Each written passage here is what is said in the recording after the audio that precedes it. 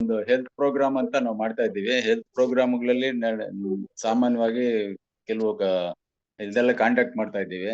ಆ ಒಂದು ಇದ್ರಲ್ಲಿ ನನ್ಗೆ ಒಂದು 25ನೇ ತಾರೀಕು, ಜನವರಿ 25ನೇ ತಾರೀಕು ನನ್ಗೆ ಒಂದು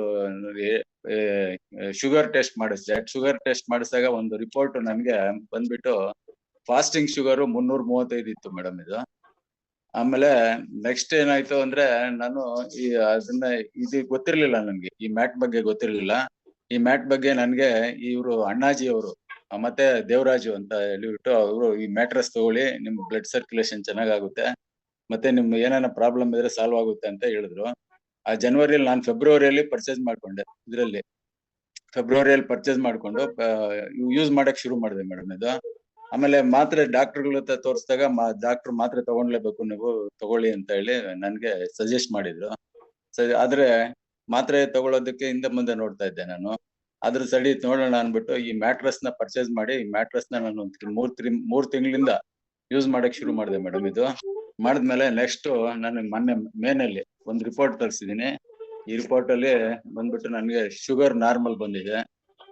ಶುಗರ್ ಫಾಸ್ಟಿಂಗ್ ಶುಗರ್ 76 ಇದೆ, ಮತ್ತೆ ಇದು ಊಟ ಆದ್ಮೇಲೆ 152 ಇದೆ ಮೇಡಮ್. ಇದು ರಿಪೋರ್ಟ್ ಮಾಡಿಸಿದೆ. ಇದನ್ನ ನಾನು ಇದರಲ್ಲೂ ಶೇರ್ ಮಾಡಿದ್ದೀನಿ. ಅದರಿಂದ ಇದು ಮ್ಯಾಟ್ರಸ್ ಅಲ್ಲಿ ಇಂತ ಒಂದು ಮಿರಾಕಲ್ ಇದೆ ಅಂದ್ಬಿಟ್ಟು ನನ್ಗೆ ಅರ್ಥ ಆಯ್ತು. ನಾನು ಇವಾಗ ಸಾಕಷ್ಟು ಜನಕ್ಕೆ ಇದ್ ಮಾಡ್ತಾ ಇದ್ದೀನಿ, ಸಜೆಸ್ಟ್ ಮಾಡ್ತಾ ಇದ್ದೀನಿ ತಗೊಳ್ಳಿ ಅಂತ ಹೇಳಿ.